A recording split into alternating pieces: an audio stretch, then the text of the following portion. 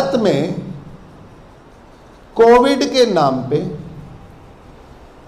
भारत की सरकार ने 5-5 किलो अनाज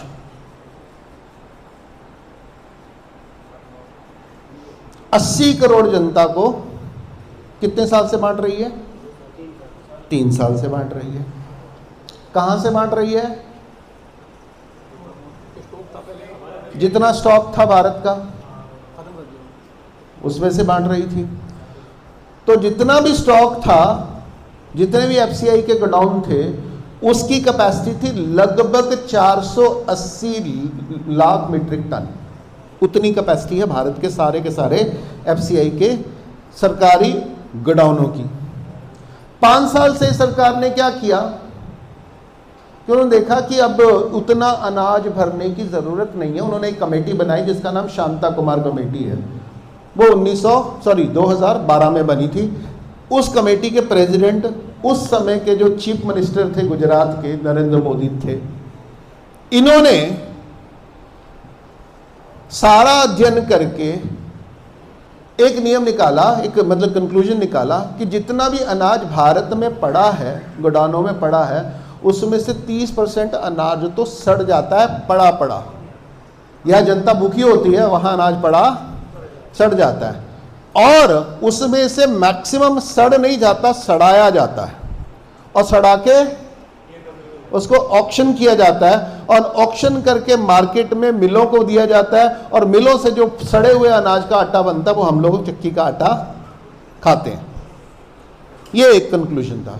फिर उन्होंने कहा कि अब भारत में जो अनाज है, पहले भारत में जो योजना बनी थी वो तब बनी थी जब भारत को अनाज इंपोर्ट करना पड़ता था। अब तो भारत, हमारे यशस्वी प्रधानमंत्री के मुताबिक, अब भारत तो इतना समृद्ध है कि हम सारी दुनिया को खिला सकते हैं। ये बयान था। और क्या किया कि अब हमको अनाज स्टोर करने की जरूरत नहीं है। तो जितना हम अनाज 3 साल का स्टोर करते थे, नया नियम बनाया कि अब हम मात्र और मात्र 230 लाख मीट्रिक टन ही अनाज स्टोर करेंगे, यानी आधा। तो इसका मतलब क्या हुआ कि जितना अनाज खरीदते थे, सरकार खरीदती थी, उससे कितना अनाज खरीदेगी? आधा खरीदेगी। और जितना भी अनाज सरकार खरीदती थी वो एमएसपी पे खरीदती थी। और वो कहां से खरीदती थी? हेलो, किसान से खरीदती। और कहां के किसान से खरीदती थी? 96% पंजाब और हरियाणा से खरीदती थी। तो अब इसका मतलब क्या हुआ? इस निर्णय का मतलब क्या हुआ? हरियाणा पंजाब को जो एमएसपी से इनकम होती थी, जो फसलें बिकती थी, जो गेहूं और चावल बिकता था, तो हमारे यहां पहले कितनी फसलें होती थी, कितने अनाज होते थे, कितनी सब्जियां होती थी, कितनी डाइवर्सिटी होती थी, कितनी मूंगफली होती थी, कितनी कपास होती थी, कितना अरंडा होता था, सारी की सारी फसलें थी हमारे पास। पर हमने एमएसपी के ऊपर चलते हुए क्या कर दिया? सारा पंजाब हरियाणा 2 फसलों पे आके हमने रिड्यूस कर दिया और सारा का सारा पानी नीचे उतार दिया। और दुनिया के जो सारे बैन केमिकल हैं वो हमने फसलों पे डाले, राइट? और खुद भी बीमार हुए और भारत को भी बीमार किया। परंतु साथ में हमारे हिस्से में समृद्धि आई, जो पंजाब हरियाणा की समृद्धि है। अब अचानक सरकार ने निर्णय किया कि अब हम आधा ही स्टोर करेंगे और आधा ही खरीदेंगे। तो जो स्टोर करना था वो आधा करना है, तो आधा खरीदना है। इसलिए एमएसपी पे का धंधा आया। उसके बाद अगला किया कि जो स्टोर रखा हुआ था उसका क्या किया? 2 साल में 5 किलो अनाज के नाम पे आपने बांट दिया। यानी आपने बांट दिया, भरा नहीं। बांट दिया, भरा नहीं। और जितना भरा उसका भी आधा भरा। और जो भरना था, आधा भी नहीं भरना था। इस साल जो अनाज है वो लगभग 1.5 लाख मीट्रिक टन से ज्यादा नहीं भरा गया। अभी आ रहा हूं, साइलो पे तो आ रहा हूं। अभी साइलो की तो बात ही नहीं की मैंने, अभी तो मैं सरकारी बातें कर रहा हूं। तो हुआ क्या कि जितना भरना था उसका आधा टारगेट किया, और जो टारगेट था उसका भी आपने 60% ही खरीदा, उससे ज्यादा खरीदा नहीं।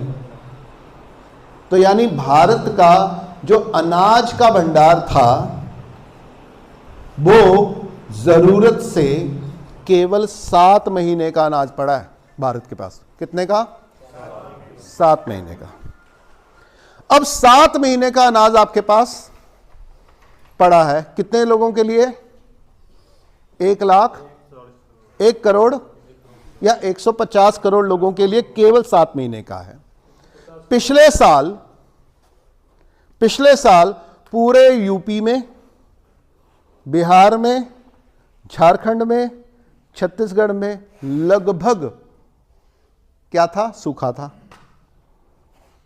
और ये पंजाब और ये इलाका क्या हो गया? जहां पे फसल थी वो सारी की सारी, कितने % फसल गई है इस बार? हैं जी, आप में से किसान हैं तो कितने % फसल है? कितनी? कहाँ की? 80-85, मुझे लगता है थोड़ी ज्यादा है। हाँ 60% के खिलाफ के पास ज्यादा है, और जितनी ज्यादा, अभी तो बारिश शुरू हुई है, अभी तो आगे पता नहीं है। तो कहने का मतलब है 60% के खिलाफ हम मोटा मोटा हम अंदाजा लगाए 60-65% जो फसल है वो खतरे में है। तो यानी पंजाब की, हरियाणा की अर्थव्यवस्था कहां पहुंच रही है, आपको अंदाजा हो गया?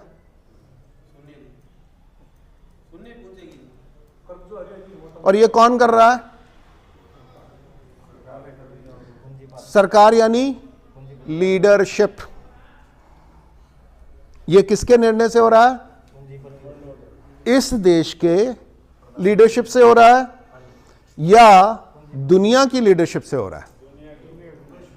तो इसलिए हमारी जिंदगियों के साथ पहाड़ों के, पंजाब के यानी यूपी, हिमाचल के अंतिम गांव में जो घटना घट रही है, पहाड़ों में जो घटना घट रही है, ग्लेशियरों के साथ जो घटना घट रही है, बाढ़ों के साथ घटना जो घट रही है, डैम खोलना है या बंद करना है, दिल्ली को भेजना है या यूपी को भेजना है, वो घटना घट रही है।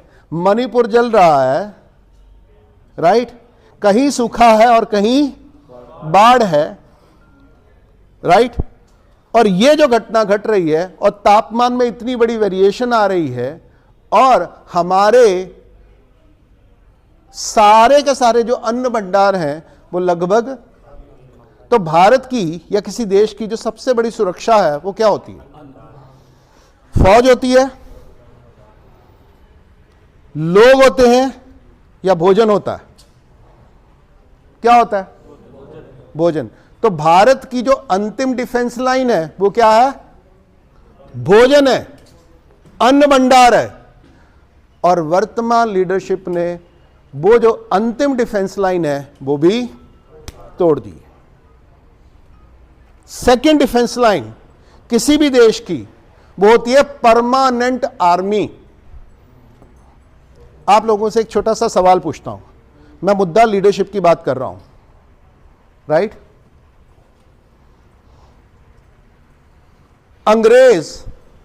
अंग्रेजों ने भारत के ऊपर कितने साल राज किया? 200 साल, 290 साल के करीब है, ले देके 200 साल कहते हैं कि 1757